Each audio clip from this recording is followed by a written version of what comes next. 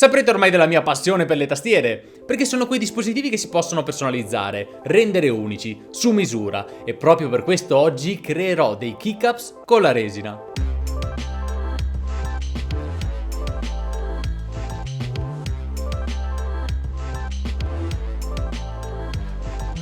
Ok, quindi di cosa abbiamo bisogno? Beh, chiaramente della resina, che viene venduta in due componenti, componente A e componente B, che devono essere uniti insieme in parti uguali. Ovvero, se usiamo 30 ml per il componente A, dovremo usare 30 ml per il componente B. E poi avrete bisogno di questi stampini in silicone, vi lascio il link in descrizione chiaramente per acquistarli, assieme a questi pigmenti colorati che serviranno per dare colore alla nostra resina. Bene, detto ciò ragazzi, iniziamo! Allora, iniziamo dividendo in equal misura i due componenti, quindi questo componente A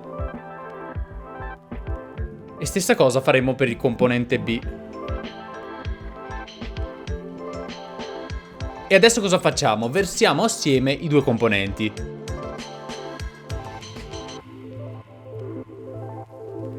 Adesso cosa dobbiamo fare? Beh, chiaramente dovremo aggiungere i pigmenti. Ovviamente se volete sfruttare la trasparenza della resina non andrete a mettere i pigmenti come ho fatto io con questi keycaps con delle foglie all'interno, però in questo momento vedremo come colorarli un po'. Quali possiamo scegliere? Allora, qui abbiamo il nero che ho già utilizzato. Allora, questi sono i colori, metto un attimo vicino la tastiera giusto per capire un po'. Apriamo il bianco e bastano veramente pochi pigmenti, quindi aggiungiamone davvero un pochino. Se avessi avuto un'altra tastiera probabilmente mi sarebbe piaciuto giocare anche con un colore complementare, con due colori. Invece qui c'è un contrasto tra l'azzurro e comunque dei colori piatti, il nero e il bianco. Però devo dire che per com'è la tastiera ci sta. Bene, adesso una volta tolti tutti i pigmenti, tolti tutti i grumi, dovremmo inserire la resina all'interno degli stampini.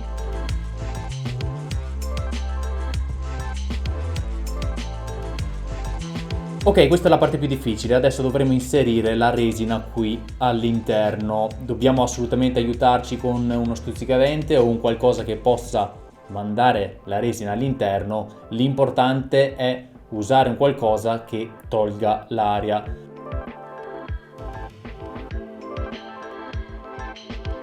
Ok, vedete, sono uscite addirittura delle bolle d'aria e adesso vedete quando inizia ad andare giù significa che effettivamente è stato riempito.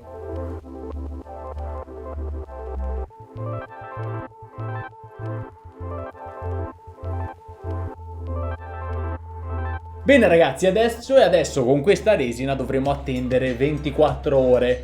Non un'ora di meno, vi assicuro che è quasi un orologio svizzero, ci vuole proprio un giorno. Ok, sono trascorse 24 ore e adesso vediamo il risultato.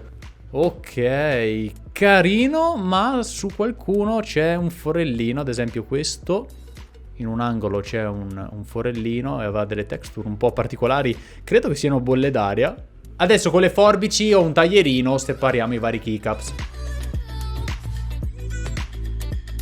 Bene, adesso li abbiamo separati, ma chiaramente ci sono tanti dettagli da sistemare, quindi prendiamo la carta vetrata con una grana molto fine e andiamo a sistemarli.